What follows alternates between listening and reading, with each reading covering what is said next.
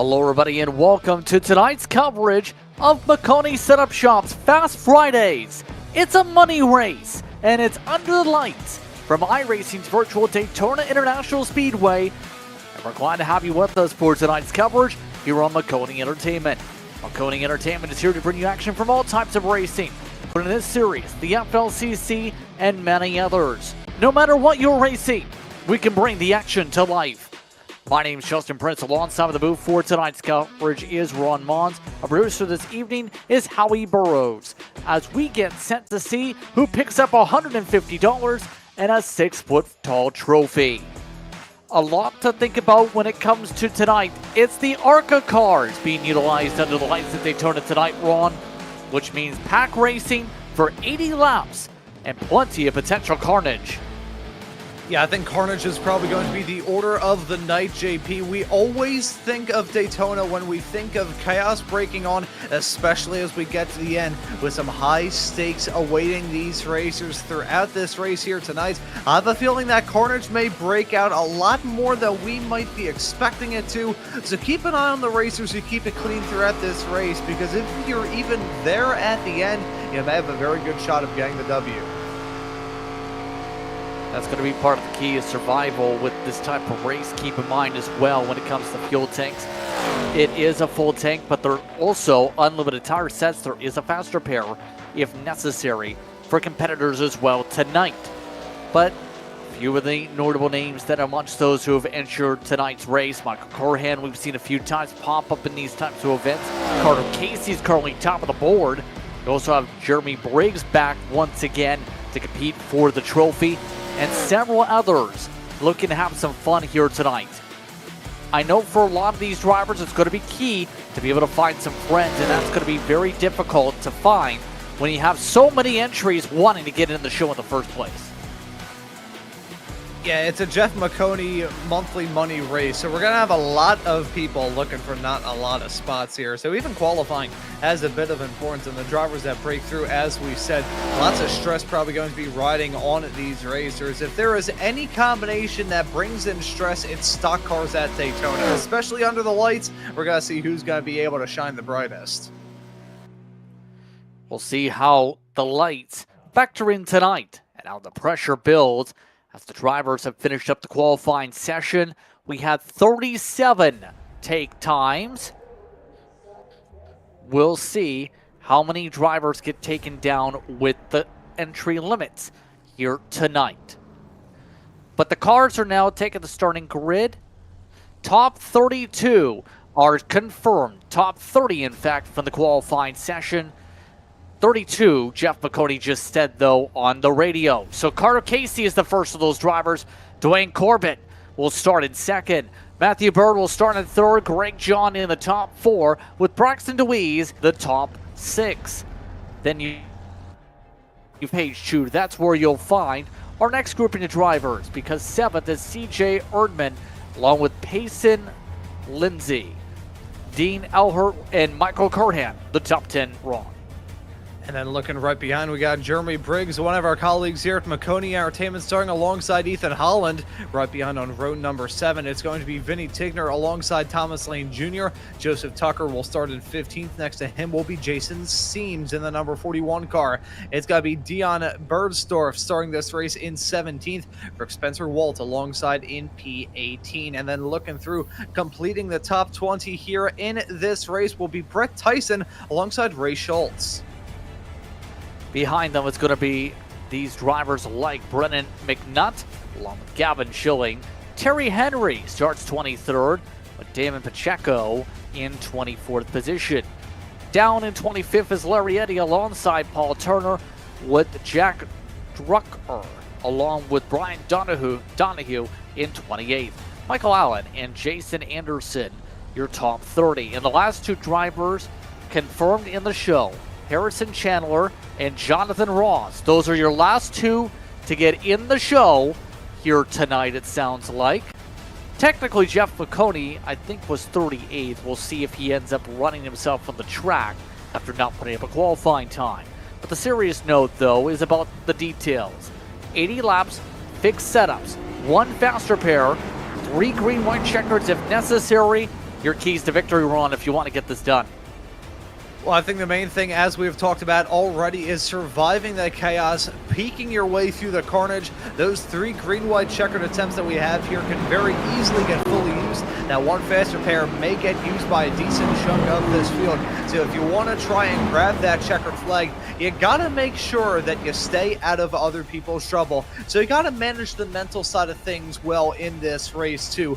Don't get lost up in the drama. It's an 80-lap race for these competitors. You have plenty of time to drop back a little bit and then try and rebound as we get to the very end. Hop off that trampoline and bounce your way up to the front. By the time we reach that checkered flag, and you may be golden and may be able to take home the prizes here tonight. So outside of just keeping it clean and keeping it green, I think staying locked in your own head and not losing track of what is at that checkered flag is going to be vital here this evening. So out of the names you recognize here, who do you think has the best chance here, just based on what your expectations are? To correct myself from earlier, it's 3.3 feet. Meters to feet is very difficult to convert. Even though I'm Canadian, it's very difficult. Yeah, looking through this field, I think row number 3 really has my eye. Braxton Deweese and Lars Chenoweth, drivers that I've gone to cover a decent amount in the past. I think they're going to be some forces to be reckoned with here. But again, with the amount of carnage that we are expecting, I think it may be a little bit difficult to try and pinpoint exactly who's going to walk out of this race with a W. All I know for sure is that row number 3 has some talent. This entire field has some talent, and we're about to grab the green flag. Happy with us here on Maconi Entertainment for Maconi Setup Shop's Fast Fridays. Carter Casey, Dwayne Norbit on the front row. Green flag is out. We're underway for the World Center of Racing.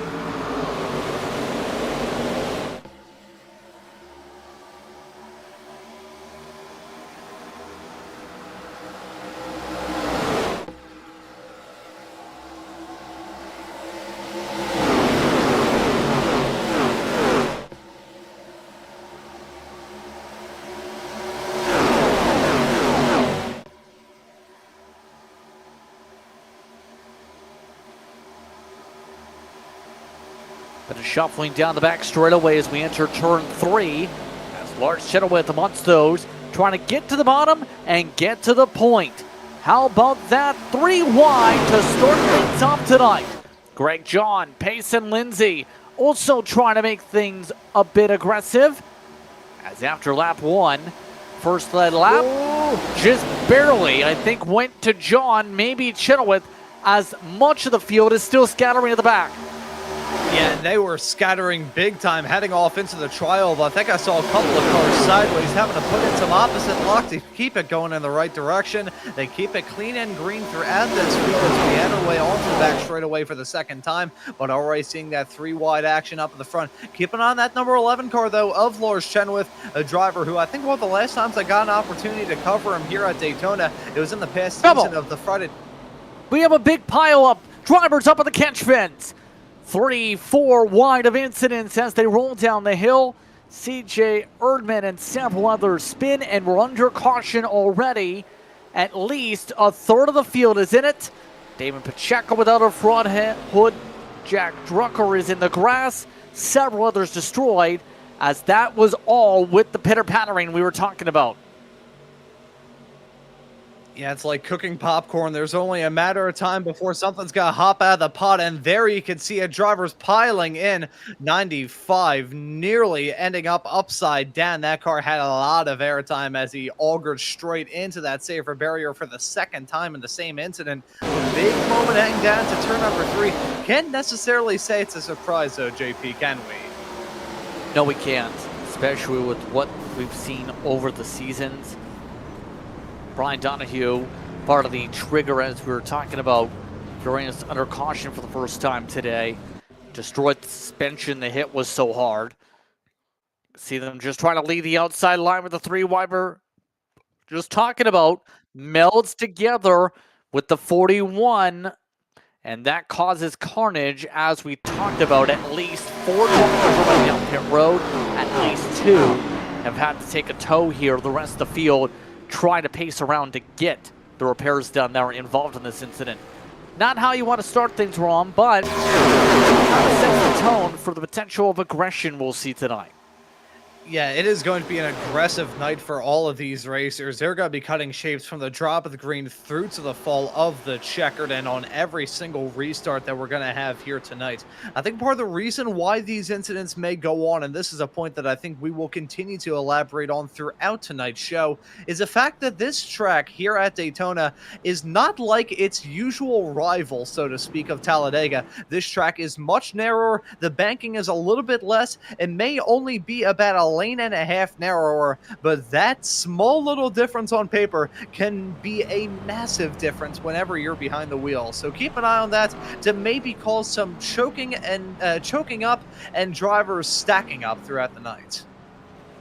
And a lot of people from this incident coming down pit road, Payne and Lindsay, I believe just took a 5-second stop. A lot of drivers just taking the fast repair. Now interesting enough here because of how bad the damage was.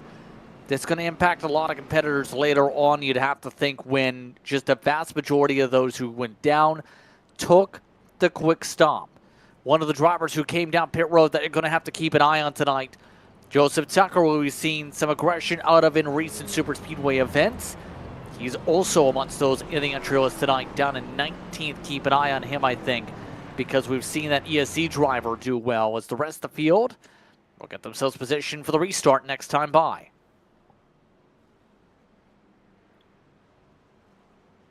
So already seeing the drama break out in this race. I can't say I'm surprised that we had early chaos, but I will say that that is a huge setback for a decent chunk of this field. I do like the one fast repair that we have here, because if we had any more, I wouldn't necessarily say it would keep an incentive for these racers to go for gutsy moves, but there wouldn't be anywhere near the sense of fear about going for some gutsy overtakes throughout this race. I think that one fast repair policy is probably a good call here tonight, JP. What do you think?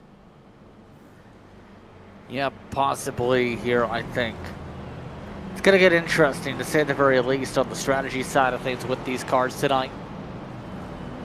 So at this point, it's about trying to make sure you get to that position there, especially with the amount of top-offs and repairs done. But coming up to the restart with Greg John up at the front, Michael Curhan second, Ethan Holland is in third, Lars Chenoweth in fourth, Corbett, Lane, Jr., Briggs, Schultz, Tickner, Bird amongst the top 10. The only other driver who did not pit on this opening caution flag was Jason Anderson.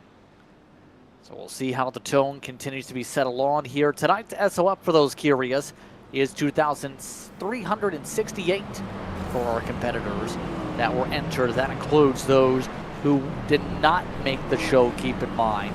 That include names like John Kinder and a few other big ones like Tony Green, who didn't set qualifying times or were outside the top 32. So the field doubling up here and getting set to go, Ron. Now we have to see, will we see 3 wide again from the onset, or will we see drivers just try and keep it calm and get single file? See, now this is tough because I have to go into the mind of a racer, which as a former racer myself, I can let you know is usually a scary place to be in. So I'm thinking through, if the racers have a decent amount of sense of self-preservation and logic, they're probably going to refrain from going 3 wide, because even in these smaller ARCA cars, that is a bit of a tight squeeze here at Daytona, as we saw when they did on the last green flag run. But I know that these racers are going to be trying to get that W, and I think they're going to try and go 3 wide once again. So, you know, it is a prediction from me, so watch it age like milk in the Nevada sun, but I think these racers are once again going to go 3 wide on this restart. So keep an eye out on that catch fence repair that they did down to turn number 3, because if that incident is anything to go by, we may have to do a bit more of that throughout the night if these racers continue to race as aggressively as they did on that first run. 75 laps to go. It's very early here in Fast Fridays tonight. Greg John set. Control the pack. Green flag is out. We're back underway. 88 got to jump over everybody else. Michael Curhan immediately blends down to the bottom. Some of the drivers scattering at the back of the pack, but it looks like, for the most part, the field already rushing to get to the bottom. A bit surprising. Everybody's trying to get onto that train. before it leaves the station. Chenoweth, meanwhile, leading that brigade on the high side. I mentioned the level of aggression that we usually see out of the driver of the number 11 car. It was here in the FLC Friday Night Lights series that ran this past year here in 2025. It was here in the summer race at Daytona where Lars Chenoweth was able to peek his way through the smoke and the chaos at the very end to score his one and only win that season. He's always an aggressive racer on these super speedways, so keep an eye on him and that number 11 car to be a pretty strong vanguard on the top side. A lot of throttle control being utilized by some of those on the bottom of the racetrack. How would you describe the draft effect when it comes to these cars tonight in general, you think? Is it one of those that is like you would see in, say, the console games where you can get massive runs, or do you find it more nuanced? Where do you see the runs coming from the ARCA car?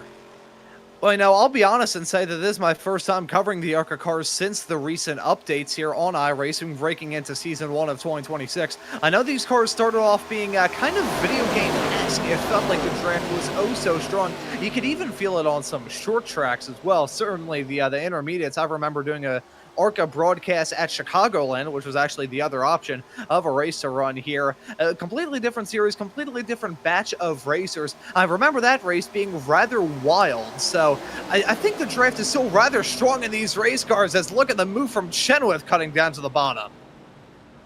Oh, hearing a wreck in the back, and once again we have lights flashing for the yellow. Dean alert amongst those the wrong way around. Paul Turner from the scene. Jonathan Ross is down pit road. Let's take a look at what happened. There were 3 wide in the back. Well, the 41 is not making friends. Jason Seams, 2 incidents so far involved in tonight. Yeah, I'm not sure if that number 41 driver is going to be a fan of everybody. I'm not sure if everyone's going to be a fan of him. But that's kind of going to be the style of racing that we see throughout this race. It's going to be drivers going for gutsy moves. I think that may have ended his race. So hearing a meatball flag, and based off the first incident he was involved in, probably already exhausted that faster pair. So unless Seams is willing to spend about 50,000 years down in pit lane, probably going to be the last that we see of that number 41 racer throughout the night. And yeah, just another stack up heading out of the turns, and yeah, you can see, and not even necessarily a stack up, just drivers kind of misjudging it. Did I see Maconi involved in that as well? I think I did. Looked like he was in the vicinity. He looks okay. 21st though. He was your last starter here tonight, of course, with some ARCA starts this season in the ARCA and ARC series. Well, that was a little bit more than a small hit. Yeah. He absolutely demolished the left side of the car. Yeah, I was going to say, looks can be deceiving. Sometimes iRacing, with the damage, you can just have wings and random body parts that pop off the race car like a misshapen Lego, and then just stick back on like they're attached with magnets. So let's see this from Maconi's perspective. Bang! He saw a little bit of sky there, which I can assure you here at Daytona is not a good thing. The left-hand side is fine. The right-hand side, though, not so much. And at this point, some of the drivers are actually doing some different things I haven't seen before. Jeff Maconi's apparently spewing out white popcorn coming out of the back of the race car from those hits. Not sure if you can see it on the broadcast feed, but for whatever reason, if you have your graphics high enough, you can actually see stuff falling out of the race car. That usually does not happen on iRacing. But I guess that kind of means the car's destroyed. You can kind of see it. Yeah. I've never seen those specs before in iRacing before. It looks like foam. Yeah, you know, I was gonna say actually, last broadcast that I was on production for was for a Christmas themed race, and there were cars that had been damaged in incidents, and you had that same sort of thing going on. And I was joking that it was snow coming off the back of the sled, the car, and something changed and others stayed the same, and I guess the snow coming off the back of the cars is still around. We are in the Christmas season, so I guess that is a festive little thing. I'm not sure if that's intentional by iRacing, but either way. I'm actually going to shoehorn another joke into this. I thought that we were the ones with the popcorn, all of us tuning into this broadcast and all of us in the broadcast booth, not the drivers out there. Well, it's been interesting so far. And a lot of discussion about race control. Jason Seams appears to be done. He's pulled it down pit lane and has left. Involved in both caution flags here tonight in a significant way. Already losing a fair bit of race cars here from an initial starting grid. Chenoweth, after that caution, got up to second. Interesting enough, Damon Pacheco was able to drive on through and be the highest of those who have pit so far. Up in the top 6 so far for the 55. Is Ford so far able to get through all the traffic in the STP themed paint scheme, the 55 on your timing pylon.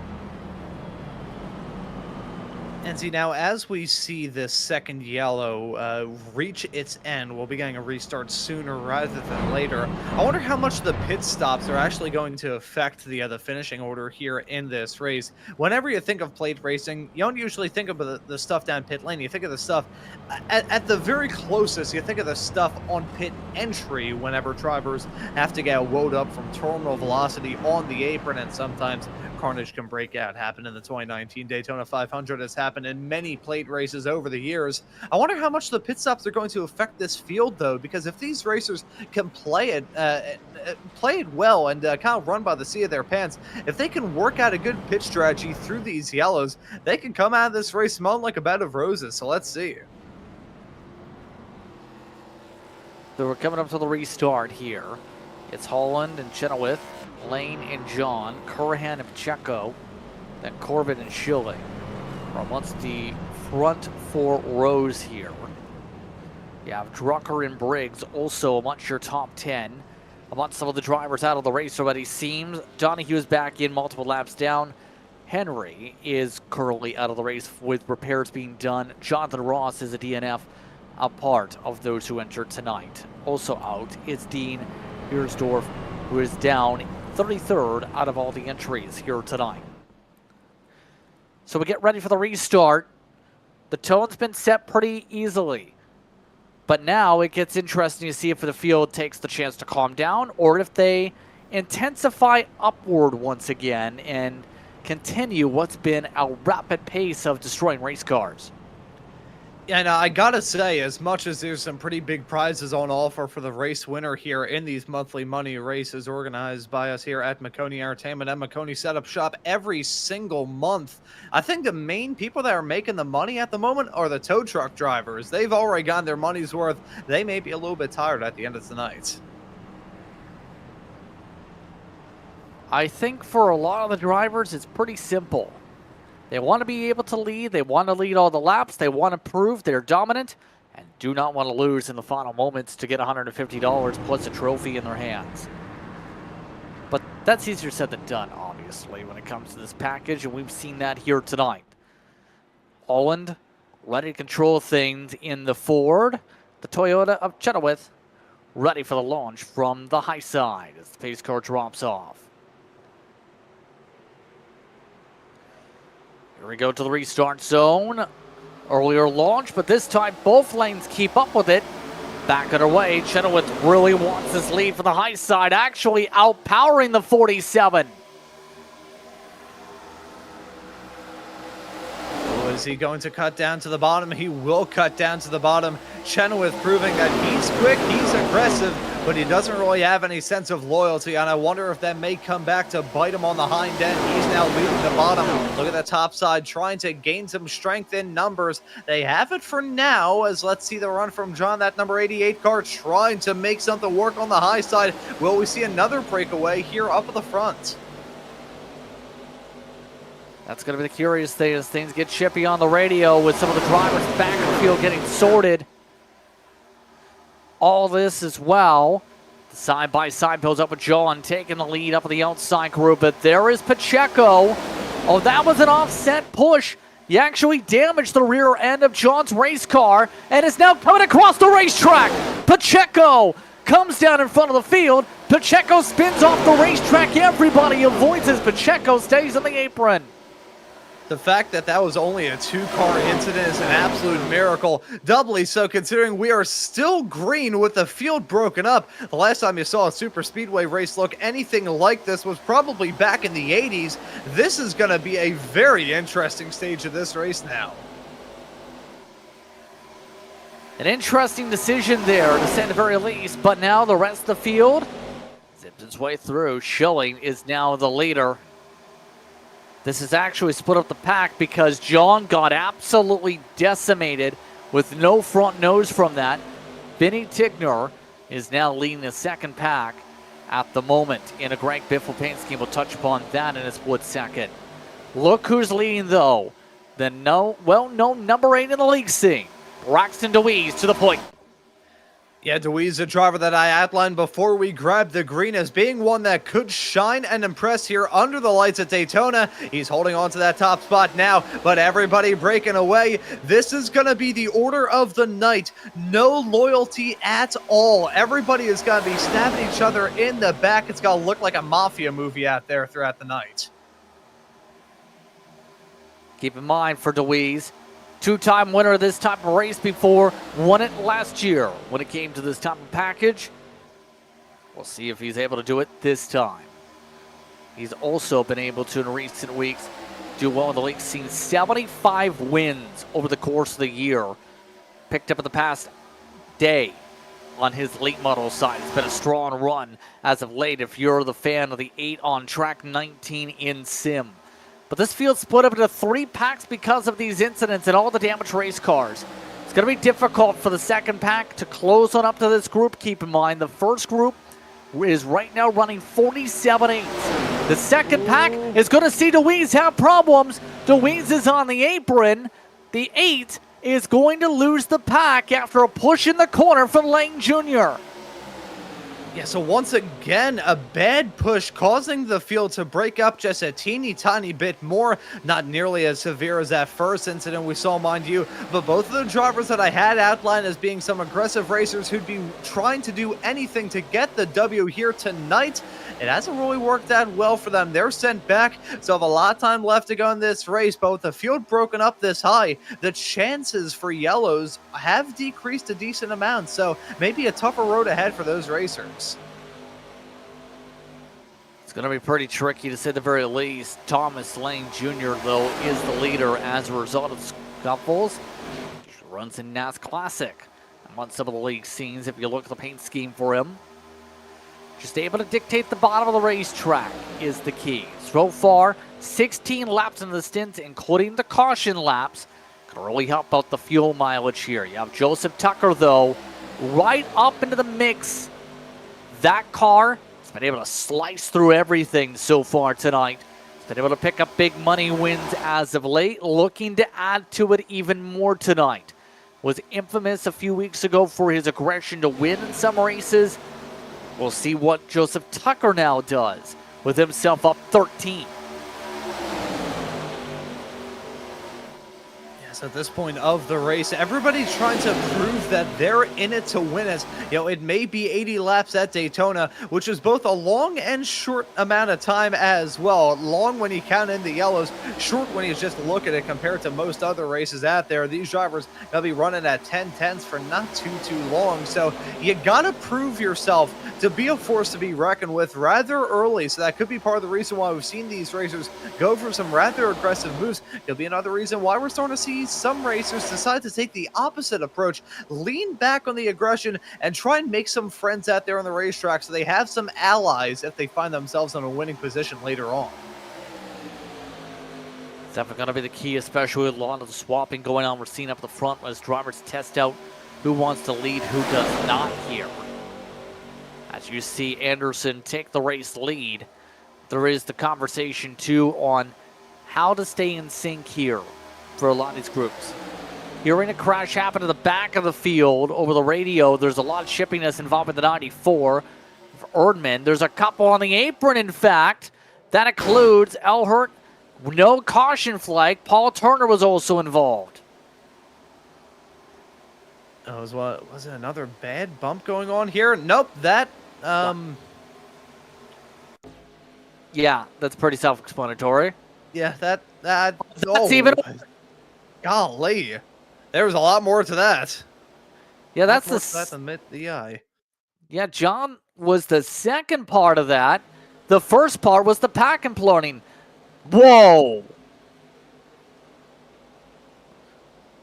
Did the 94 just hit a leg bump because that car went straight backwards? That was bizarre. You know, I've seen many an odd thing in my life. That's up there.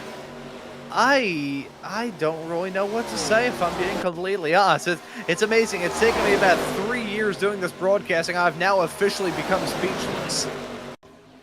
I've heard of it happening. I've never seen it happen on the broadcast itself, though. Can confirm that was definitely leg that struck in. There's no way you can conversate about that and change up the terminology. That was off the back of Harrison Chandler's car, and it just destroyed the pack in a big way and took out at least 3-4 cars from the incident. But as they continue to shuffle, now the thought process at the front of the field eventually is going to be those pit stops halfway through the run, you would think, here for the drivers. 60 to go coming up as Anderson gets ditched again. Yeah, so once again, a driver being hung out to dry in that top pack battle. Look at the 48 with a big push here. It's Lane Jr. We're going to see that throughout the night. The 48 saying, nope, you know what? I'm going to take that advantage on the high side. I got to say here, JP, I think the pushing has been a bit tricky for these racers. Whenever you see a driver with a mighty run, it doesn't really look like it does too much. And then when you get a little bit squirrely with the pushing, it can very easily end in catastrophe, as we nearly saw just a few moments ago. With how aggressive this pack is getting, you would guess that the second group is catching. Yes, they are, or were at least. Last time by, they were 4/10 quicker than those up in the race lead. Now they've equalized out a little bit, although that's going to only last for so long. Keep in mind, Vinny Tickner, on some of the Greg Biffle paint schemes here tonight to reference. Wanting tribute, of course, to Greg Biffle. Him and his family and several others passed away just past couple of days from a plane crash that has hit the racing community. Thoughts are with the Biffle family here. But all this is wow. The field itself continues to shuffle about, and the more they race like this, Ron, the more time they're going to lose, and they have lap traffic ahead. Yeah, there's only so much battling that you can do before you're just going to bring everybody else into that fight. Look at that train of cars behind. You want to know something different? We'll play a game of quick spot the difference between this front pack and the pack behind. Look at that pack, side by side by side by side. Look at the pack behind. Pretty much in a complete train. They've got a lot of momentum. This is going to turn into a bigger pack up at the front here very, very quickly, with Tigner leading the charge. That lap traffic certainly affecting it as well. But because those racers were side by side and 3 wide, in fact, with the lapped cars, that's going to bring that pack right behind into it even quicker. Yep, they're just about, in fact, I think, hooked onto the draft as a result of that traffic. Checo is going to be the bridge car, along with Terry Henry. Right back into the thick of things, now about 1.1 seconds back. They are absolutely there. Now we're just about to catch up. One more little shuffle in front. The next car to be lapped coming up here, by the way, is going to be Brett Tyson. Tyson, 23rd, just up the pack, is currently scattering on both lanes. You see that second pack? They've been pushing hard to get up this one, and they're wrecking at the front of the pack. Into the field they go. Around goes Lane Jr. Caution flag waves. Holland is destroyed. Lane Jr. sped into by Holland again. And we're under yellow with 56 to go this upcoming time by. And it was only a matter of time. It was only a matter of time before something like that was going to go down. Lots of stuff going on here, so we'll try and piece together the action. I think there's about 5 separate kind of spur-on moments that caused this to go on. There's a lapped car, and it's bad pushing before then. Oh, you can see how many cars are involved in that. Lars Chenoweth getting a piece of that. The 47 car that we saw leading and punching that hole in the air, punching a hole into the side of the 38 of Lane Jr. That nearly flipped that car over. Yeah, that was, I think, just in the ricochet moment, Ron, especially when you have a broken chassis in the case of the 47. But it started from here. Outside, you see it collapsed. Pushing. Offset push. Yet again, outside line. Someone meltdown down. This time, I think, from push on Brendan McNutt. And, well, what else can you say?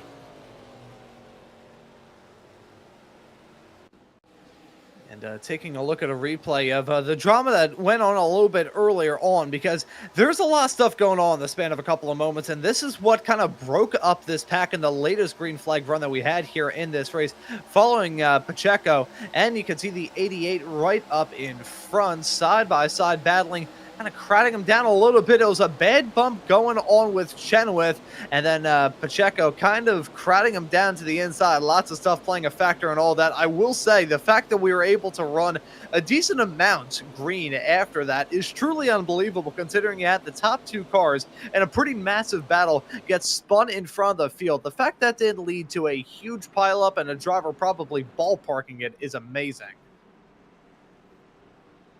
And this has brought everybody down pit road as you would expect. Should still be a one-stopper on the gas tank, but this is going to make things a little bit different on the strategy. Should see majority of the field take some lengthy stops here. Chenoweth, Alonso's just about overran their pit stall in the sequence. But first one off pit road is a couple destroyed race cars. Jack Drucker, who stopped for 9.4 seconds with a crushed front nose. And a lap car in Alert, who I think missed pit road, has a broken hood flap and is still flopping around there. Came behind Joseph Tucker, was second on the lead lappers in that sequence. And interesting enough, Lars Chenoweth, amongst the many names here that is waiting down pit road, Jackson Anderson also, who had been contending in the pack. That's how many lead lappers from the main group just got absolutely demolished here. The tough part about this race, Ron, is being able to stay out of the trouble spots. We're seeing that really happen where a majority of the wrecks have popped up from a driver just pushing, and then driving through to the driver in front or offset pushing. And one thing that I'm shocked I haven't brought up to this point in the broadcast is a matter of patience. If you get a little bit impatient out there, if the nerves get frayed, that'll be when the pushes get a bit sloppy or the moves get a bit more aggressive, and that's when the chances of a yellow flag coming out are a lot higher. And that's what happens when drivers get a bit more impatient behind the wheel. Huge damage on the front of that race car. Huge damage on a lot of race cars throughout this field. These competitors have to keep that in mind throughout, because this may be a lengthy race. It is a decent amount. 80 laps isn't too much to scoff at here at Daytona. However, it's only a matter of time if you let the race kind of tick you off in ways where it shouldn't. If you get a little bit annoyed over just the most minor of discretions, that will be when you start to get a little bit unnervy behind the wheel. That will be when the pushes get sloppier, and sooner rather than later, you're going to find yourself being at the epicenter of a pretty big coming together just because of a bad bump, a bad push, a bad maneuver, whatever it may be. It's really been what's caused most of the yellows thus far. Seen a lot of chaos reign as a result here as we get ready for the restart. Under 55 laps to go. So keep in mind, leader has damage in Drucker. Tucker and Allen up in the top three, Bird in the top four. So as we get squared away here, it's been an impressive drive so far. If you're that 16 machine, of course, you have to say for Tigner at least. Give him credit, worked hard in the second pack. A couple of the great Biffle paint schemes linking up because Jeremy Briggs is also running a 16 Forever paint scheme on those lined up at the bottom run. And an interesting point raised by Howie on the production truck. We got Drucker and Tucker on the front row here on this restart. So is this going to be a shake and bake situation? Let's just find out. I think a lot of racers have a good feeling about tonight. Of course, as you said, the duo of Biffle cars on the bottom line. We'll keep an eye on that. And hearing as well that Jeff Maconi may be having some troubles with his tires out there. Did I hear that he was running on the apron with damage and he may be blowing up his tire here soon? I heard 57% right front.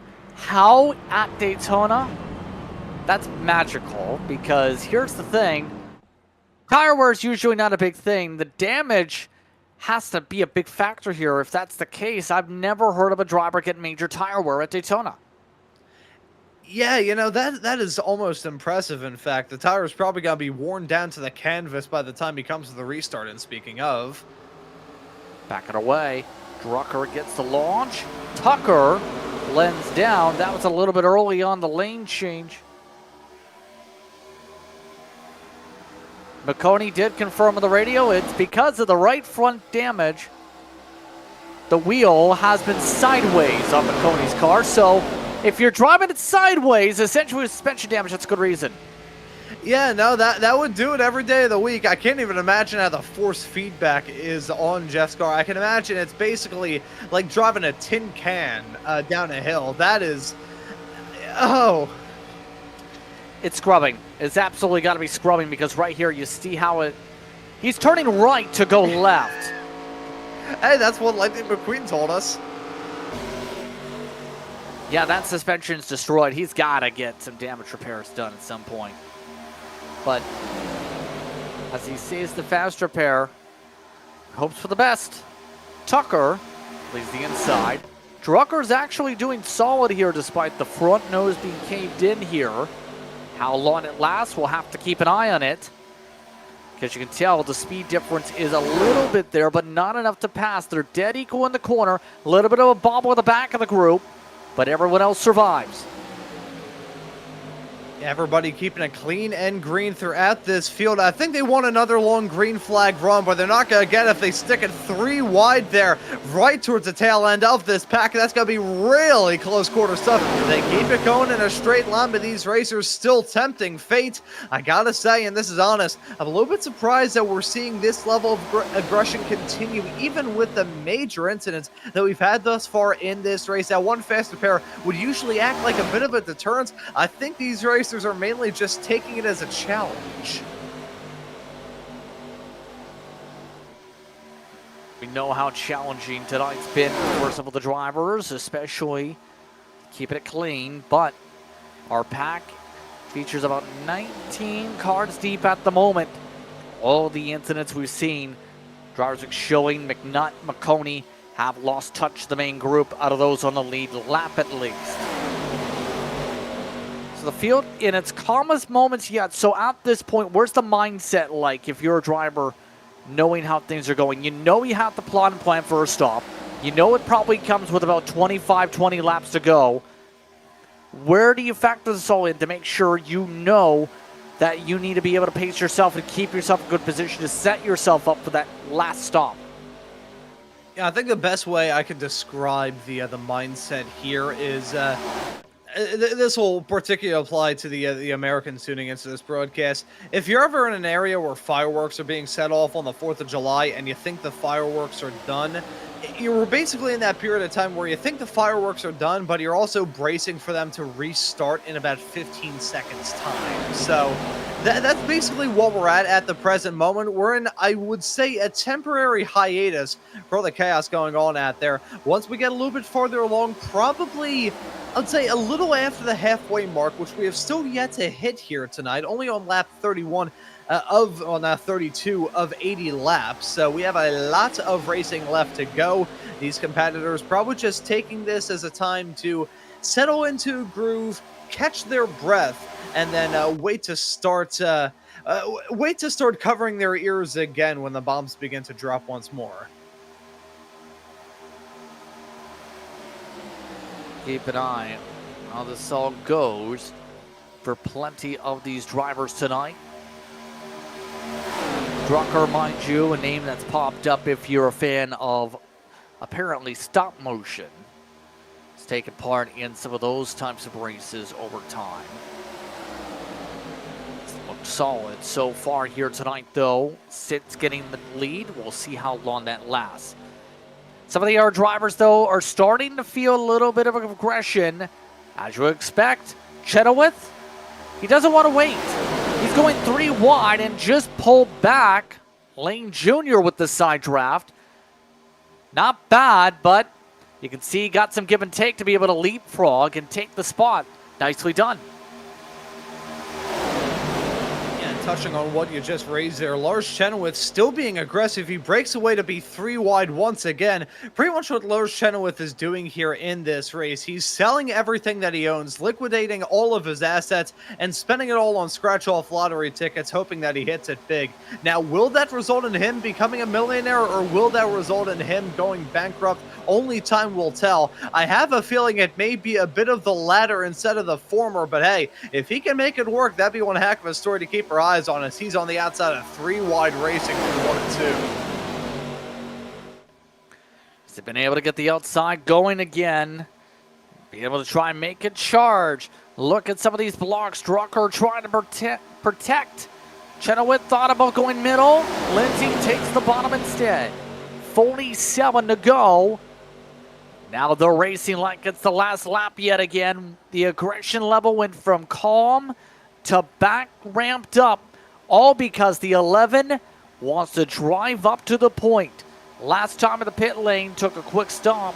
They're being in the box originally for 2 minutes after getting some of the repairs done on the race car, then finishing up the service.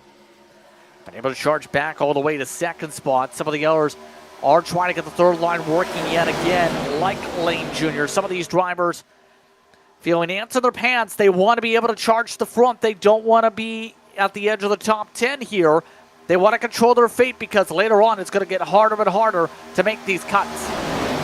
And how long is it going to be until Lars Chenoweth cuts down to the bottom? I have a feeling it's going to happen here sooner rather than later. These racers have been so aggressive. Chenoweth has been probably the peak aggressor thus far here in this race.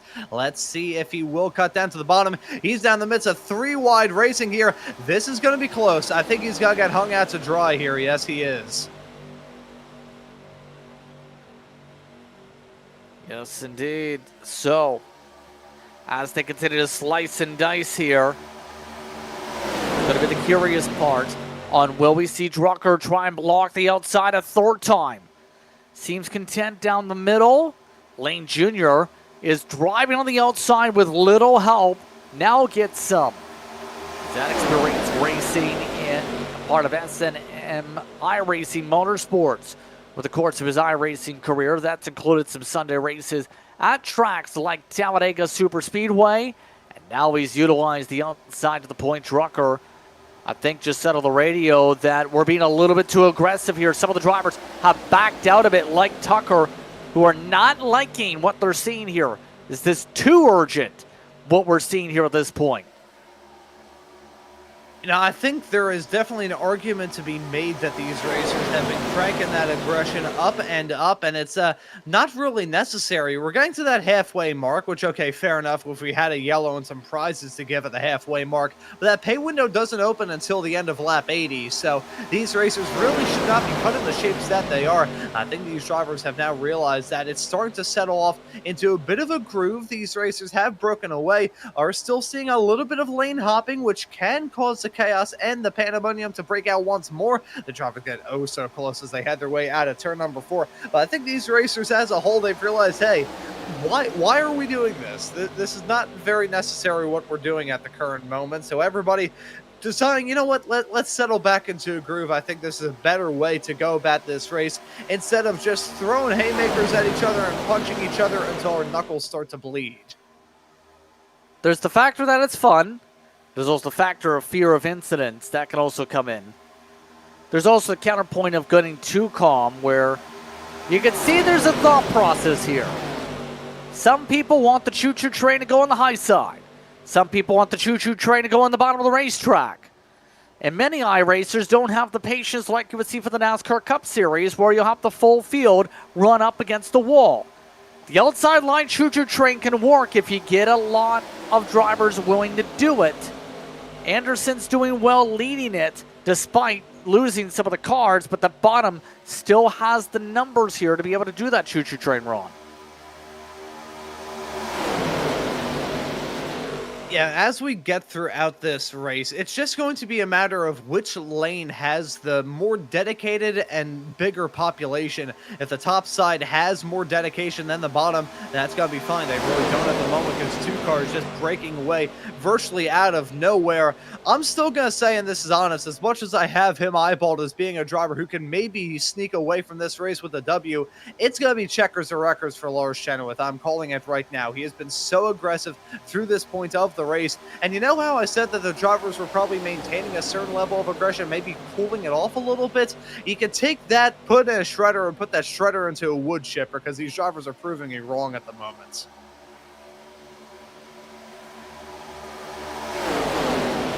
So as they continue to shuffle outward, coming up to the halfway point this time through, 40 to go when they come up to the stripe.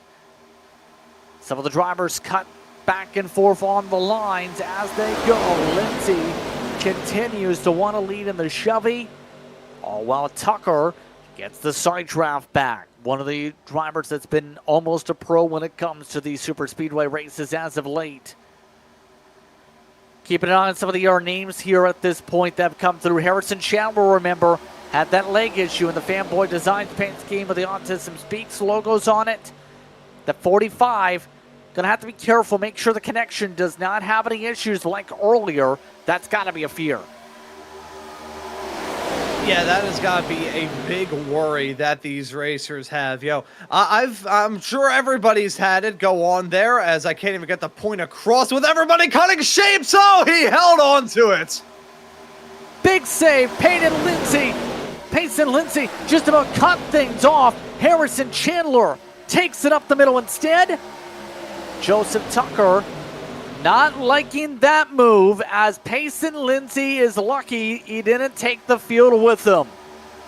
I think these racers are trying to give me a heart attack at the current moment. 3x3 formation flying as they head their way off to the tri oval. Let's take a look at how it nearly ended in tears for everybody in this front pack fight. There's the move to the outside.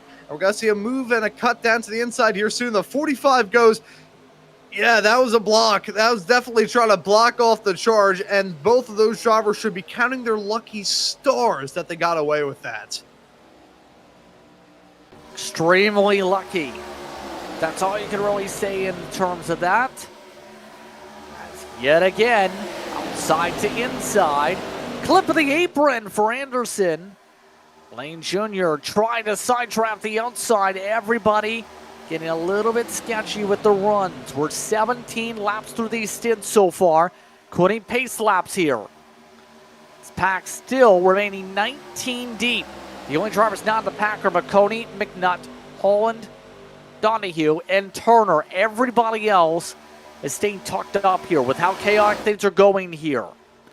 So now there's the question, does Lane Jr. have any problems? He nearly snapped sideways from that bubble.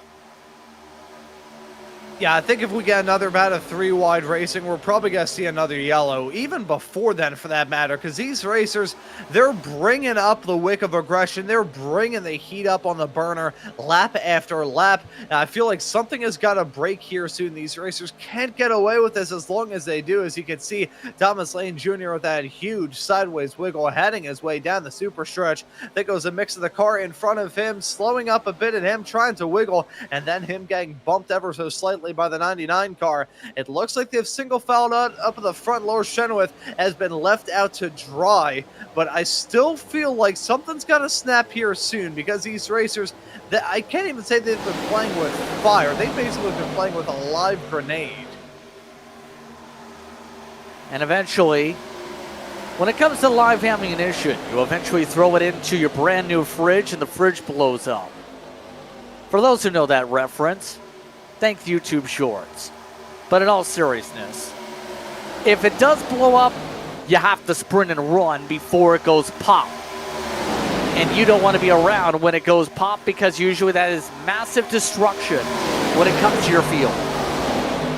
You know, I remember many years ago, my dad put together this little homemade firework, which, yes, that does not instill any hope in anybody, but it was a purple paper bag that was filled with a little bit of gunpowder and I think a brick of firecrackers. I lit the bag on fire, and we called it the Purple Carnation. We did it one time. It was about as deafeningly loud as you can imagine it was, and it left a discernible burnt hole in the field that we set this off in. So that's pretty much what I imagine this is going to turn into here in a couple of moments' time. It's just going to be a big smoking pile of race car rubble that was left behind as a result of a pack and drivers trying to stick it 4 wide in these ARCA machines.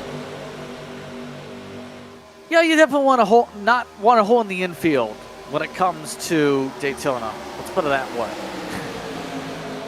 My goodness, I've never thought of someone making homemade fireworks. He still has all of his fingers, just to be super clear. That's a strong positive. You don't want to lose fingers. I'm not going to get into the reason for that. Lap car getting down low, passed on by here. Harrison Chandler, Lars Chenoweth continuing to go and do battle here. This has been around the point where things have popped before. Right now, Tigner amongst those leading on the outside line. Third car back there waiting to try and get a charge up here. Watch for that Ford to pop down to the bottom pretty soon because it looks like the top 2 at the least are clear. Yeah, so now starting to see things continue to shuffle. I think the shuffles are a bit stronger now. They're a bit more apparent, I should say. We're seeing lines get bigger runs. We're seeing the pace differential between the top and the bottom side really get put on full display.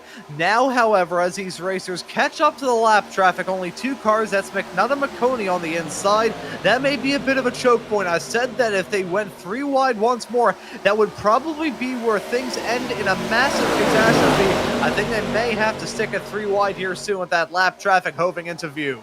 Oh my goodness, it's going scatter plot. McNutt wants the bottom. Maconi chose the top. And the field scatters middle, 4 wide. Will they wreck? Looks like no, we survive because the driver on the bottom dives to the apron. That's so dangerous. You have to choose as lap cars where you want to go as a group. When you scatter like that, you scream in panic. Yeah, that was rather bizarre hearing as well that Maconi announced that he was going to the top side. So not sure what sort of miscommunication chicanery was going on there. It was basically a giant chicane that this pack had to try and circumnavigate. So the fact they were able to do it is truly unbelievable. We're getting into a long green flag run here in this race, which, knowing the fact that I said that, is probably going to mean that the field is going to stack it up in about 5 seconds time. Okay, we survived the 5 seconds. I was trying to make sure you didn't curse the field. But all this as well. Holland, he's on the recovery. Keep in mind, fast repairs, if we can track that. Holland is amongst those who have taken the fast repair run. Remember, he broke the front suspension, then he flipped their car over with contact. Some of these drivers don't have the damage to play with here. That's going to impact how aggressive they get here. Well, they're going to have to hope their cars are wrapped in bubble wrap. So how careful do you be if you're like the 47 down here who's second on the bottom and you don't have the flexibility to be able to avoid damage now? You know, for those racers that have already used that fast repair, you're going to see 2 different mindsets develop. You're going to see the ones that are going to be taking it a little bit easy, see any source of trouble and say, nope, I'm going to have this. Even if it doesn't result in a crash, I'm going to go to the back of the pack, have my options. I think all the racers that have taken the fast repairs, they're going to be running down on the bottom for the most part because, as Kevin Harvick once said, I believe it was in a wreck here at Daytona of all places where he said it, he never likes being on the top or even in the middle in case of 3 wide racing. He likes being being on the bottom, so he has the option of choice to either back out of it or cut down to the apron in case that sort of drama breaks out around him. However, you still have these racers, based off the level of aggression that we've seen so far here tonight, you're going to see some, and I grant you it is some, not a lot, but some racers who've already used that faster pair, running on the top side, going for all that glory. Those are the ones that are going to be cutting the shapes, and they're going to be the ones that are going for either checkers or wreckers. So I think it's going to be a bit of a split mindset for those racers who have already had to use their faster pair. See how that approach now reigns supreme here in the final stages of this one. Just noticed as we seen that all develop, Holland actually gave himself front nose damage. He pushed so hard. That's going to hurt him to be able to help out Tucker the rest of the way. 29 to go. Now at the stripe, Chenoweth leads up on the outside. Now the question. It's popping up on when this stop goes in. They will need the pit stop as we already talked about. But now as this pack has started to splinter out and calm down for the moment, you'd have to think a lot of these drivers are going to start thinking blend to the bottom, because if you leave it too late, Ron, for the pit stop, you cost time. If you leave it too early on the pit stop and you don't have enough help and enough speed in the pack, you lose time and you lose the race. Time into this pit stop is critical.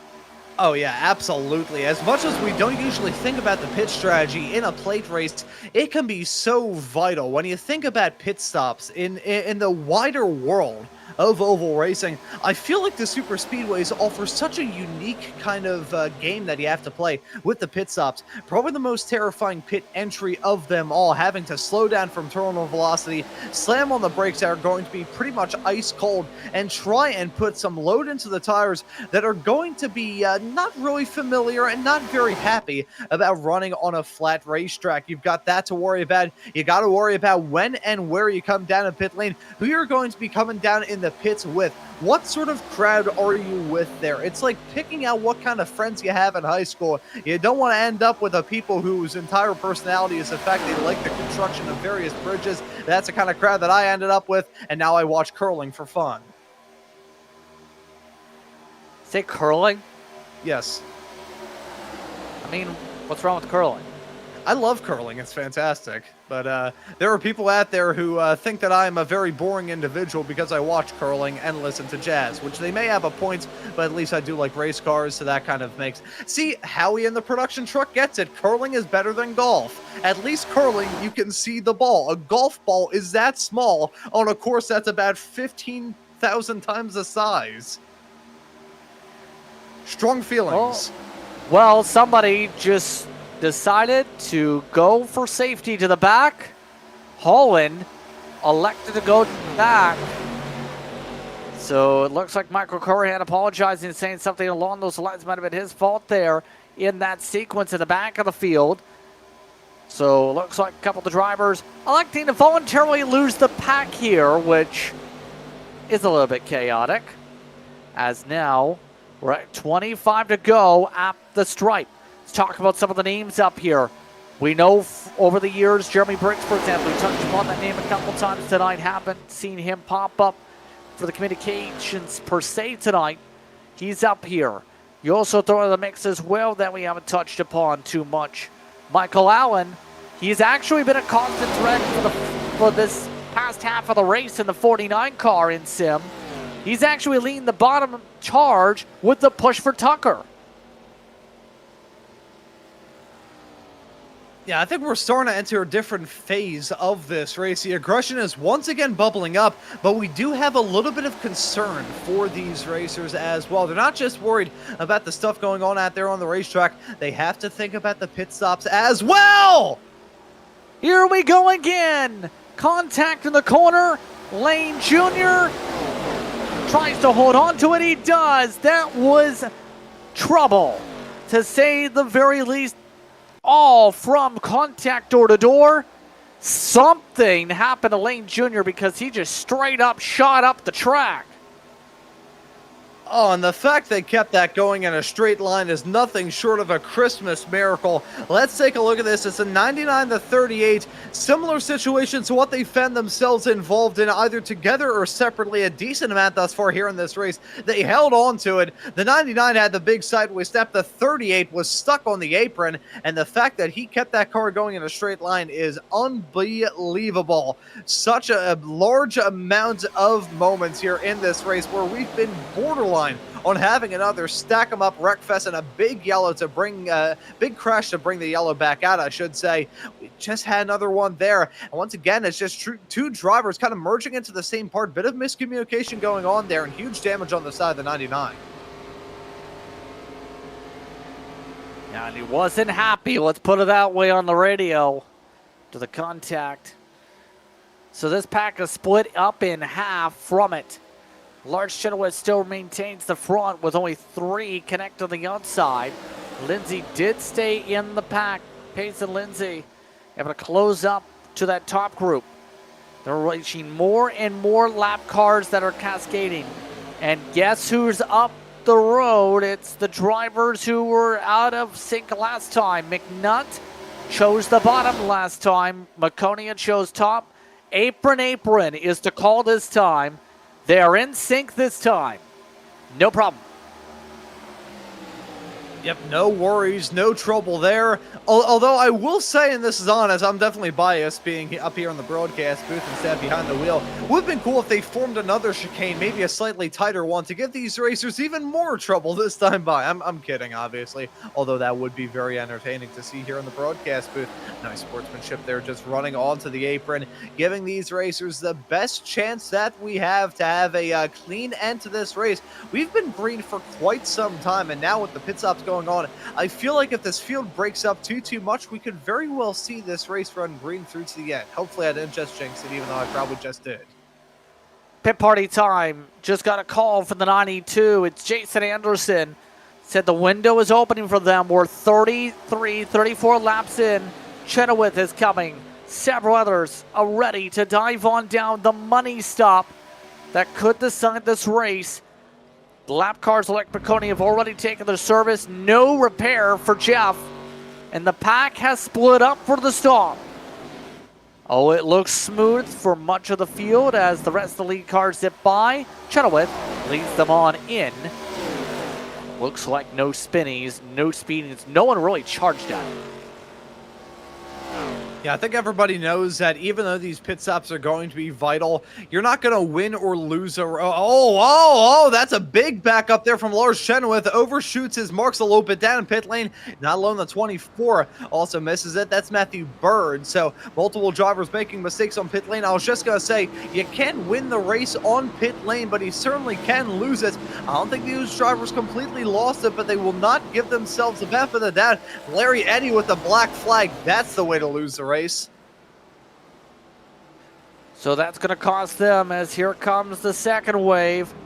Tigner was able to stretch an extra lap. Big slowdown for Drucker as Rick Spencer Walt, the short track racer from Ontario, nearly made contact with them. Not as many cars here. Will they be able to blend with the other pack? It's already completed service. Keep in mind, vast majority of the drivers 8-second stops. These drivers in this pack have gone too long. 12, 13-second stops for some of your contenders from this pack. Yeah, that's a very long stop if we run to regulation. I'm going to play devil's advocate and say if we use those 3 green-white checkered attempts, they may have a bit more comfort than the racers who have already come down pit lane. I still think it's a bit excessive, but who knows how this race is going to end. In the meantime, though, they're going to get shown the door. This top pack fight is going to blow their doors off here. As you can see them on the back straightaway trying to build that momentum. Everybody else coming around like an Exocet missile. So this pack now sees Lindsay up at the front of it. Tucker and DeWeese have broken away. Drucker is the next group with a majority of the other cars all strung together in that pack. So they get scattered about though because lap traffic does not want to play nice. Turner moves. Donahue who crashed early, then had a technical issue, does not want to move. Yeah, so keeping an eye on this battling all throughout this field with less than 20 to go. I wonder what the level of aggression is going to be, because we've talked about that all throughout the night. Everybody running at 10-10s, trying to get to the end with the field broken up into these small little packs. How are they going to try and manage this? I think there's trouble in the air pack. We're 4 wide on the apron. Tigner and several others were sent scattering, as a lot of drivers had problems. Chenoweth was squeezed in the wall by Harrison Chandler. Oh, so drivers in their own little pack deciding to break out and have a civil war. Let's take a look at this here. I was just going to say that these racers may benefit from being a bit more methodical in their approach. It's basically 3 cars linked together. That was... not sure if that was a case of the iRacing glue or just 2 drivers turning into each other at the same time. It was already breaking down before they headed their way off into 1 and 2, and those 2 cars just started beating and banging and roughing each other up. 11 cutting down a little bit. Yeah, that was just drivers very upset at one another. How'd this all start? Oh, it looks like they caught up to a pack, and they did not cleanly past it. Why is the 11 upset the 45? 45 was out of control, and he still turns down at him as if he tried to wreck him. And then the 45 does a NASCAR heat thing. Just pushes him into the wall, says, if I'm not going to win, you're not going to win either. You know, there's many things I see out there on the racetrack that absolutely bewilder me. And that was one of them. That's... settle down, fellas. I don't know, I sound like a 1950s radio announcer there, but I did. But I think the point remains regardless. Everybody being so aggressive, trying to get the win, they're trying to go for the jugular on each other.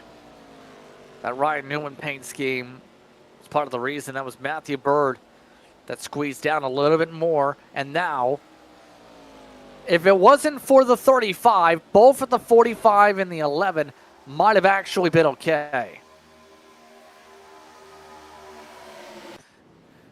So, Tapper's Flare looks like some of the drivers, that's a replay, pardon, seen the race up pit road, hearing the race is split up again. Looks like everyone's okay. I think it was a false alarm by those on race control. But Payne and Lindsay leads things up, and they are trying to say, you've got to figure things out if you're the 95 in this pack. They want the 95 to get out of the way. Yeah, so now that we get into crunch time in this race, we're going to start to see the gears turn in these racers' heads to figure out how well they can set themselves up. You're going to see a little bit of pseudo teamwork, drivers working together with the drivers around them to set themselves up to be in a spot to contend as we get to the end, but they're not going to work fully together. Everybody's going to have their own agenda in mind. So now, how are they going to treat that number 95 car up at the front of this? That is the real dilemma that they have got on their hands right now. See, they've all moved up top. I think they're trying some different stuff. I think they want Donahue to open things up for them. They're almost using Donahue as a fuel-saving device at this point with the way things are all shaping up. I almost wonder... but the underfuel they needed to save just to make sure because of how big the gap is. They're also trying to separate this gap up. They were a 10th quicker than the second pack last time. There's the scatter. Tucker does not want to go around the 95. He'll take the lead instead. Yeah, so now it's going to be Tucker teamed up with the number 95. How's this going to work out in this little duo here? I am wondering. I don't believe they'll be able to break away unless some sort of chicanery goes on there in the back a shot. If these racers start to break up, though, and slow themselves down a little bit, you got to keep an eye on the pack of cars a little bit farther behind these racers. About 2.5 seconds is the gap between these top racers that we have on screen right now. This pack that we've got at the moment. Back to the races a little bit farther behind, and there is a car in the midst of all of that, so it could act as a bit of glue to stick this field together once more.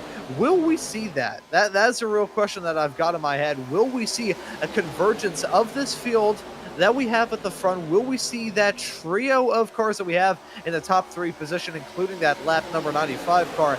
Will we see them get caught up by that group of, I believe it's 4 or 5, a little bit farther behind? So the second pack is back in dig mode, by the way. They still have not sorted themselves out. A 48-8 last time by.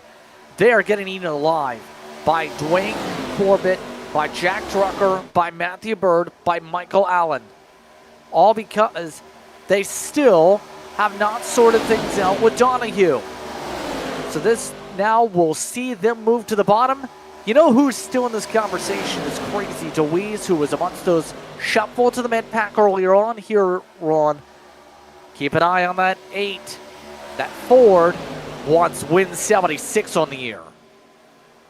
And that once again shows you how quickly these races can change in the blink of an eye.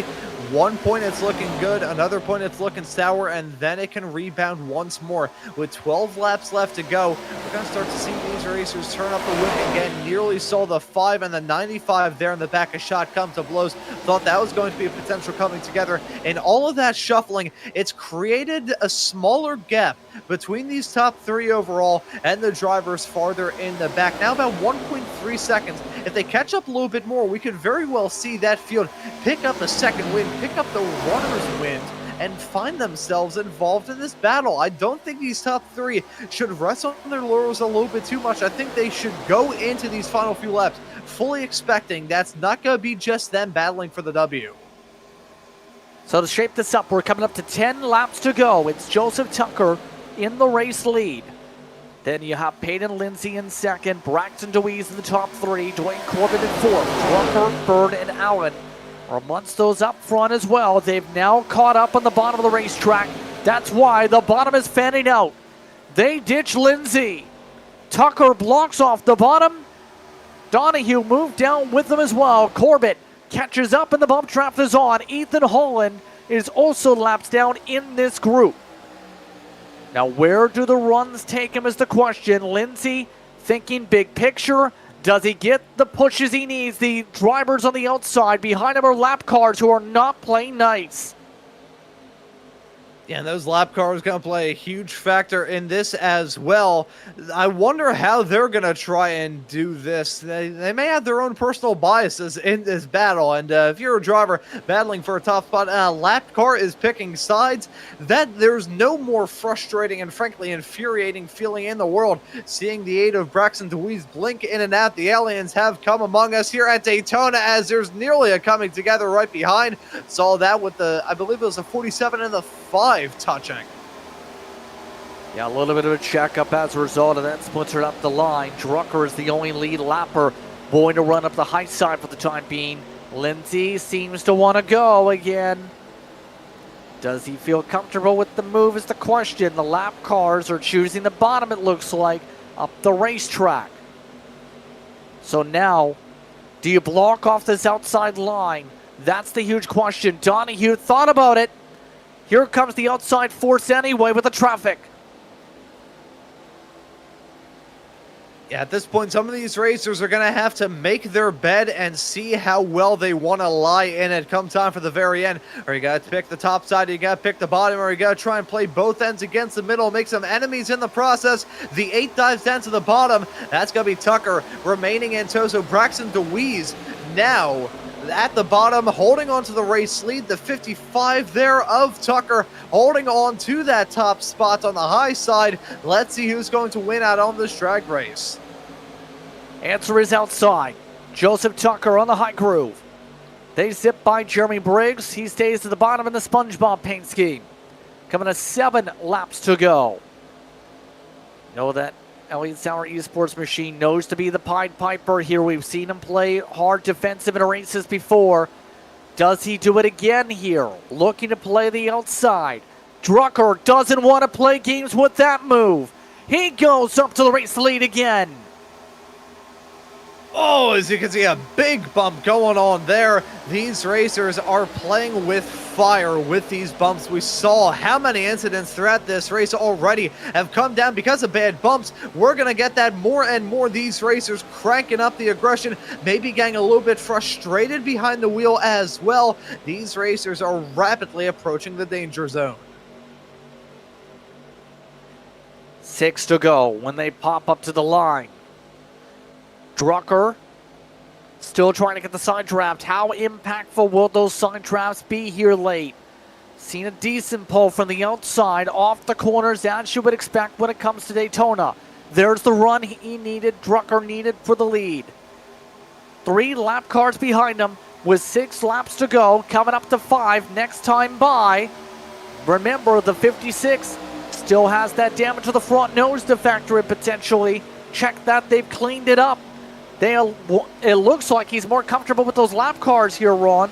He's been willing to work with them for the straightaways, especially with how big those runs have gone, and not anymore. And now seeing some swapperoos of 5 jumping in front of the 47. A change of guard up towards the top end of the top side. And that could change it either in the favor of the top side or in favor of the bottom. Keep an eye on Tucker and that number 55 machine holding on to the lead of the bottom lane racers. But now the top side really starting to come into their own. Keeping the momentum rolling on the high side. Keeping it going on the straightaways. That's not going to work though. Civil War breaking out the 5 and the 47. Duking out the 55 there of Tucker. Going to be stuck in the midst of 3 wide racing. They had it made, but they broke away. That Civil War may cost them dearly. Drucker now has plenty of space, but it's Corbett who's second on track. Corbett brings Lindsay. Corbett gets checked up. No space to clear. Weeble wobbling is Drucker.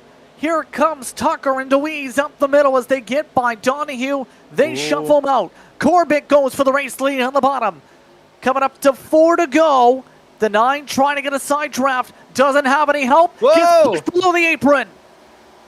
Yeah, those bumps, whenever it comes from the 55, they just aren't working out well at all. Here comes the 95. Going to bring some assistance to the 9. Contact made. They're going to spin up into the fence. If this is a yellow, we go into overtime. That is cars spinning all over the place, and we do have a yellow. Caution, caution. Caution is out. Dwayne Corbett sent around after they all gathered it back up. Bird, that's the real trigger here in the end. Right there, Donahue push. Bird gets looped.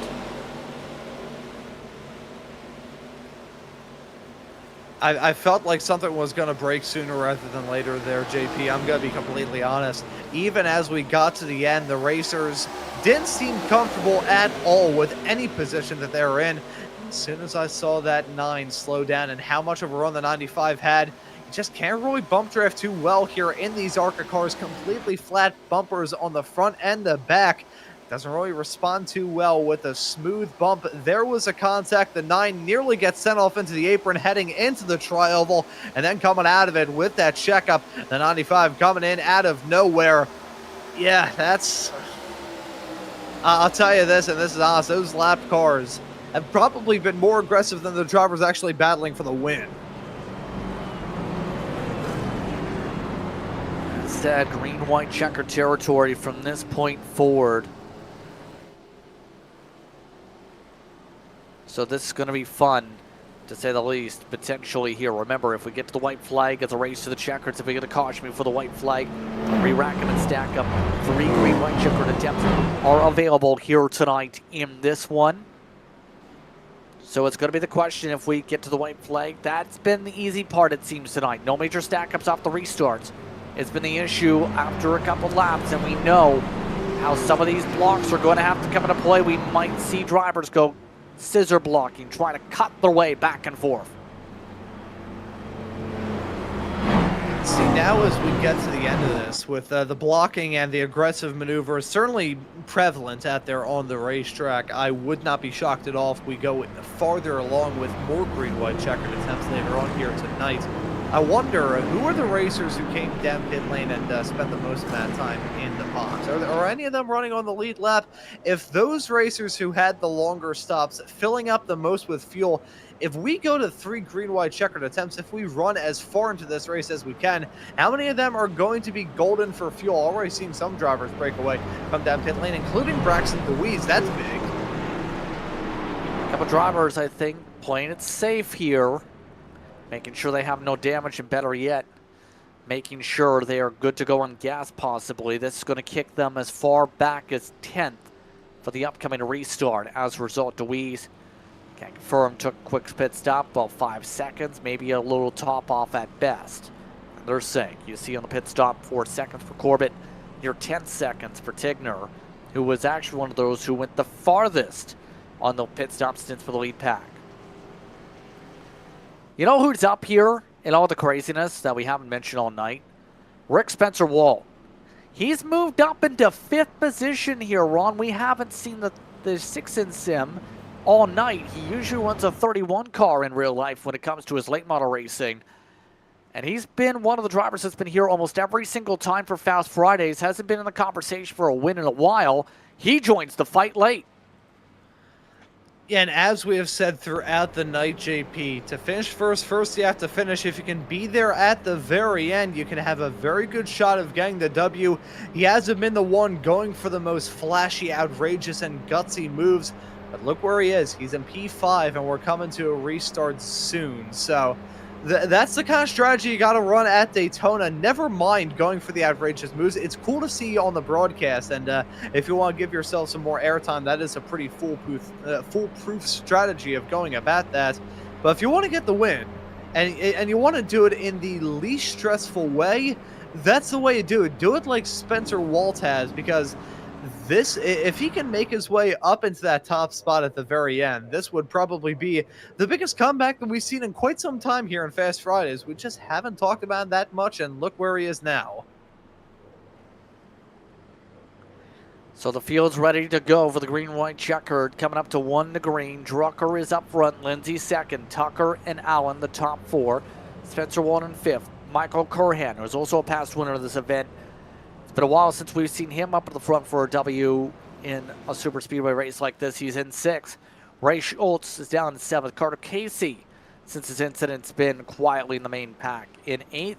Chandler and DeWeese, the top 10. DeWeese the first to take the stops. We started this race with 33, including Jeff Maconi. We're down to maybe 20 at best. The field's message is simple from Race Control / Jeff Maconi. Don't do anything stupid.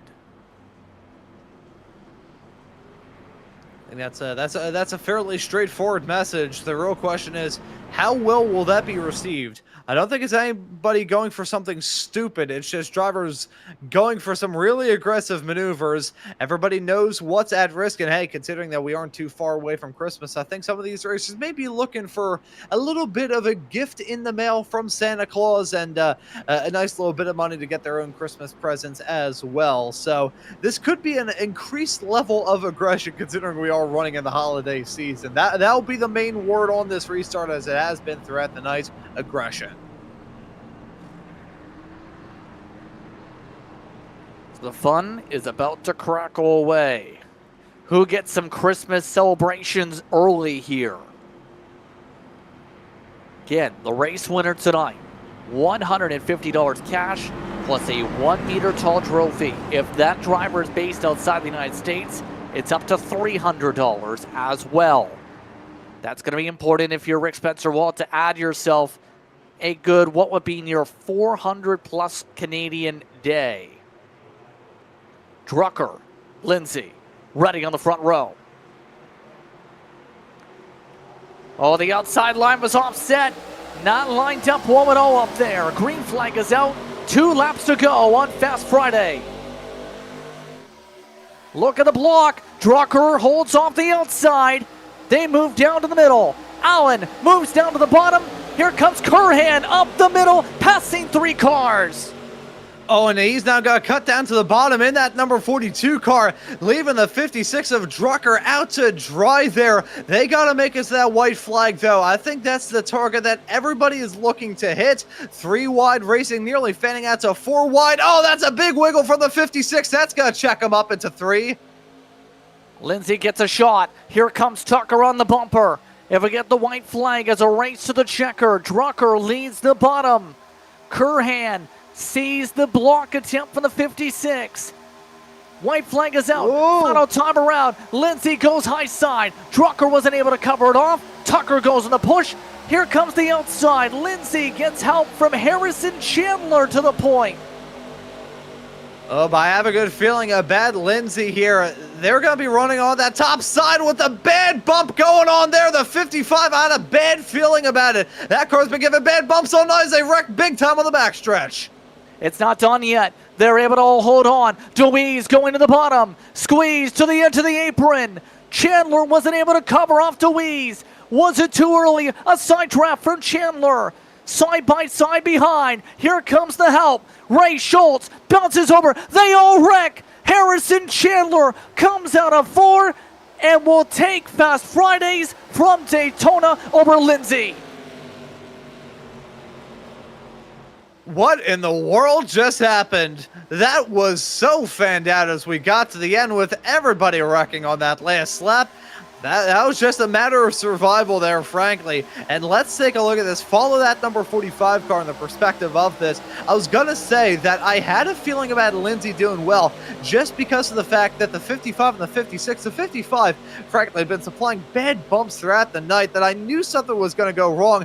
That's what happened. That's what went wrong. And then as soon as that 55 car cut down to the bottom, the number 99 was just hung out to dry. Everybody wrecking as they fanned their way out onto the back straightaway. That's what just about sealed it. And then Braxton DeWeese taking a shallow approach into 3, trying to get the move done on Lindsay. Side by side racing. They're wrecking once again. Here comes a run from the 35. That gives a bump to the 45. And then in all of that stacking up, that's when they wreck. Pretty much as soon as that number 99 got hung out to dry, that just about assured that Lindsay was going to lose. And then when that 45 got the jump through 4, that was a surefire way that Harrison Chandler was going to get the W. Chandler had to fight all night. Obviously, we know was involved in that big argument on track, let's call it. But the 11, at the very end, is able to get the edge tonight as the fireworks go off here at Daytona. I think the fireworks in the air match the ones out there on the racetrack in the 82-lap long race that we just saw here tonight. I'm still trying to catch my breath, JP. I don't know about you. I'm sure these racers are trying to catch their breath as well. It's Harrison Chandler who takes the win over Payson Lindsay. Vinny Tickner in 3rd with Michael Curhan and Jack Drucker in the top 5. 6 went to Jason Anderson over Dwayne Corbett. Carter Casey, Ray Schultz, and Joseph Tucker, your top 10. 10th was 13 seconds back. And looking through the rest of the field, a lot of these racers running into trouble. Michael Allen finishes this race in 11th. Rick Spencer Walt, as much as he had kept it clean and green throughout the night, sadly the chaos at the end was nothing that he could really avoid. Jeremy Briggs going to be the last of the cars on the lead lap, finishing this race in 13th. Braxton DeWeese, who tried to get the lead right at the very end, finishes in 14th. Matthew Bird is in 15th.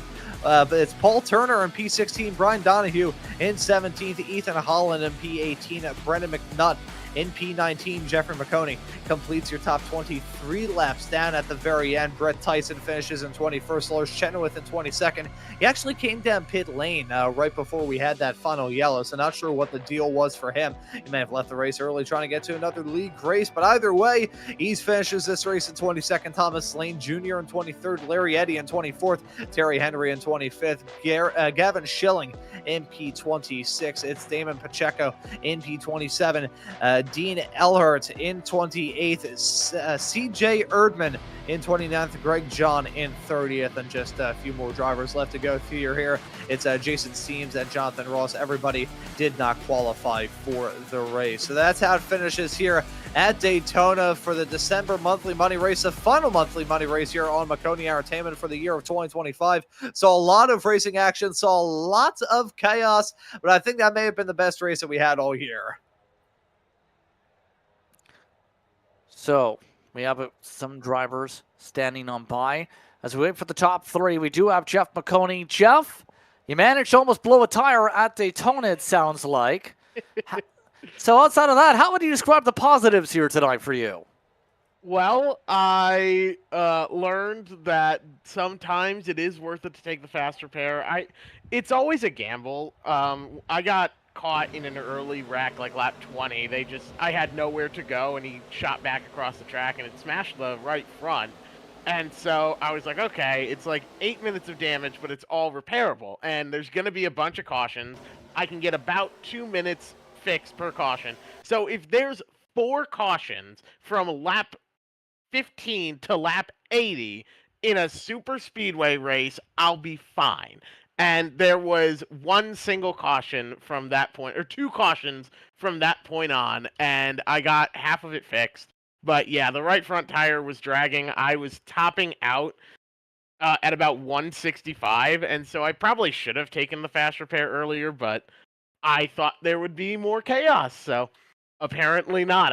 I am glad that this race had too few wrecks to be to my benefit from a promoter standpoint. From a driver standpoint, I wish I had kept wrecking over and over, but from a promoter standpoint, I'm very glad we had as much green flag racing as we did, with an absolutely wild finish as well. Harrison Chandler with an insane win. Yes, absolutely, especially in the later stages. Also had the chippy moment with Chenoweth also that may get looked back at. But overall, when it comes to this event, where do you see the future looking when it comes to Fast Fridays for the 2026 calendar year? Because we are underway technically for 2026 in the iRacing season, but there's still a whole calendar year to move through.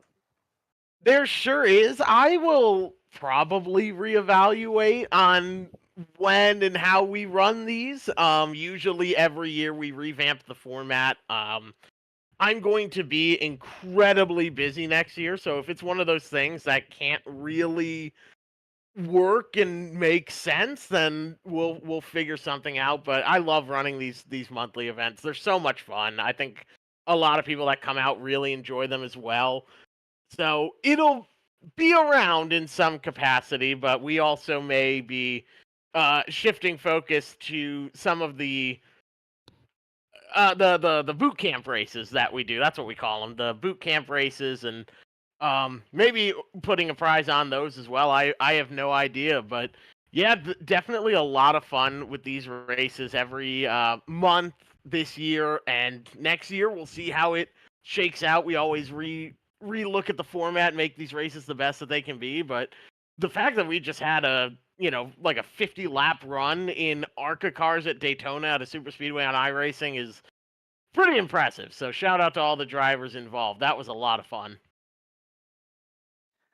So on that note here, anything else you'd like to mention before you let you get going and we get to the leader soon? Well, I just want to say congratulations to Harrison. He had an absolutely wild race from start to finish. Thank you to everyone that's on board my car, Maconi Setup Shop, Maconi Entertainment, Capriggio's Pizza, Chastity Tucker, Rocket Fizz in Clarksville. And then we have all the associate sponsors, 4K Motorsports as well. Huge thank you to them as always. Abruzzi, everyone on board. Delk Drywall, he's an awesome guy. Absolutely love him. All of the, you can see him on the rear deck lid there. All of the associate sponsors that have come on board so far, and we've got the Daytona test in about 2 or 3 weeks. I think 3 weeks from now, and that's going to be the next big focus for me. And then we'll have the Daytona race and all of the other races we have planned for 2026 that'll hopefully be announced soon. We're running Nashville, that'll be in May, and then all of the others on top of it are going to be so much fun. Well, Jeff, congratulations on the run tonight. Is in the end, you finished 20th place here. Thank you for the time. You got it. Great show as always, guys. Have a good one. Jeff Maconi, take the time to speak with us here. But Harrison Chandler gets the chance to take the win. Why don't we give it to Ron? He's with Harrison. Yeah, Harrison, welcome into the broadcast booth, man. Congratulations on the W. How was that chaotic race from the looks of it here at Daytona? Yo, what's up? You got me? Yep, we got you 5x5. Oh my god, I can't believe it. Oh my god. I can't believe what just happened. I mean, I barely made it in because I barely made it in last minute. First of all, I didn't know this was happening at all before like 2 minutes before qualifying, and I barely made it into the race. It was, I don't know. I don't know how to explain it. I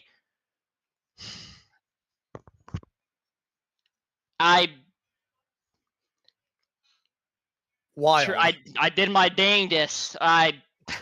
It was so hectic the entire race. I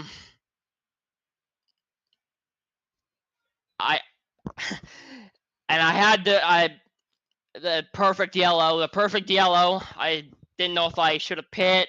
I didn't, thank God for the result. And it was perfect. It was 3 and 4 was perfect. I did a perfect block, and that was it. I couldn't believe how perfect my precision was. I'm almost never that good, but for the 150 bucks when I needed it the most, I came in clutch. For some reason I usually seem to do that a lot. God, I just can't believe it. I cannot freaking believe it. This is like insane. Funny thing is, I was actually gonna go somewhere tonight, and I decided not to, and it was perfect. I can't believe it. I wouldn't have even been here had I decided that. Or I was gonna run a other hosted race, but it didn't have any people in it, I realized. So if that race had people, I probably wouldn't have ran this race either. It's unbelievable odds. That's the Lord himself right there. That's all I gotta say. Man, I can't believe it. I cannot believe it. Yeah, I can imagine you're quite happy. A good payday, a pretty nice trophy to boot as well. Want to ask you about these cars because I knew I remembered your name somewhere. I can't say where it was on this broadcast, but I remember I was on commentary and production duties for an ARCA race at Charlotte a couple of months ago, and you were able to grab the W there. Do you enjoy these ARCA cars somewhat? Well, this race specifically, the plate tracks, they are really unstable. You can't you overheat fast because if you try to stick your right rear out to get air to the engine, instead iRacing's physics just it acts as a side draft. So instead of keeping pace, you actually fall back probably like 5 mile an hour more, and it just stacks up the entire lane. It's really awful. There were multiple times when I was just pushing someone regularly, and just all of a sudden they would snap loose and just stay loose for the entirety of the straightaway, and I literally had to jump out of line to keep stop him from doing that. I don't know. I wasn't really a big. I personally wasn't a real big fan of it. ARCA, but on non-plate races, mile and a halves, 2 milers, all that. Yeah, they're pretty good. They're also draft dependent, which I'm not a big fan of. But the thing is, with it's a mixture between throttle control and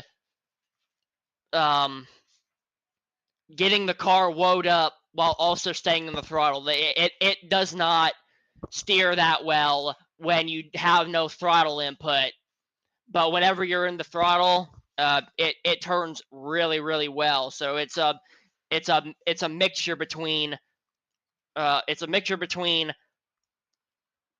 um, slowing down enough for the corner, but at the same time knowing how much to slow down, so you can also maximize the speed by keeping it in the throttle. For this race, though, it was just had to be luck. I wouldn't say, the stereotype is always, oh, it's all luck and all that, and it doesn't take actual skill. It does. It takes skill. It takes maneuverability. It takes precision, knowing what you have to do. But at the same time, with a car like this, for some reason, when I was down the back straight once, the entire line behind me just wrecked out of nowhere because I guess the netcode was so bad that it acted like I slammed on the brakes in front of them, and it just completely killed the lane. It wrecked like 7 cars. It was so bizarre. I don't know if that was a connection issue or the car, because I saw it happen a couple other times, not as severe, but it did happen. So bittersweet is what I can say. More on the sweet side because of the end result, of course, but bitter throughout a pretty decent chunk of the race. But okay, last part of the interview, I'll thank you to everybody in the past, present, and future who have, are, and will believe in me. My parents for giving me all the equipment I need. I love them so much. They're so awesome. I got autism, high functioning autism, Tourette's, OCD, intermittent seizure disorder, all this stuff. Every night especially feels like a day of a life or death, honestly, is how it usually feels. My anxiety is just awful for these last 4 years because of a very bad breakdown. So I'm just so freaking thankful that I'm even able to do this in general, that I'm even here today. Greg Biffle, rest in peace, buddy. You're awesome. And all my dogs, my pets, all of my other siblings in general, and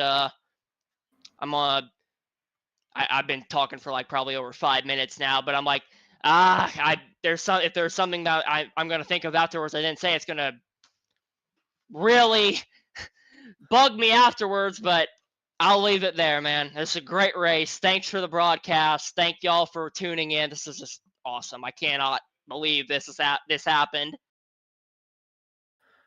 Yeah, man, thank you for joining us here in the booth. Well done on the win. And about maybe forgetting some things and remembering them later on, don't worry, that happens to me all the time whenever I'm doing these broadcasts. No worries, man. Thank you for joining us. Well done on the win, and looking forward to seeing you out there on the racetrack at some point soon. I appreciate it. Thank you so much. Let's freaking go! And that right there was Harrison Chandler, a man who was very happy about that win, I would say. That's the understatement of the day. Absolutely unbelievable end. Harrison Chandler is able to come up $150 richer. Your final thoughts tonight, Ron, as we get ready to close things down. You know, I've gotten the opportunity to be on a decent chunk of these monthly money races here in 2025, and through the challenges, we've seen some really awesome racing this year, but this race was probably on the higher end. We saw some fantastic battling, a little bit of chaos breaking out, mind you, but these racers gave us no shortage of topics to talk about, from the drop of the green through to the fall of the checkered. I think that's a very good way to round off the year of 2025. On that note, it's just about time to say goodbye. I'd like to thank you for tuning in, as well as the race sponsor, Maconi Setup Shop, for their support in Fast Fridays. Calling the action tonight was myself, Justin Prince, alongside Ron Mons. Our producer was Howie Burrows. Thanks to our viewers for watching tonight's racing action. Hope you stay tuned to our social media pages for our next race. Thanks to the entire staff for their work in bringing this racing to you. This has been a production of Maconi Entertainment. We'll see you next time.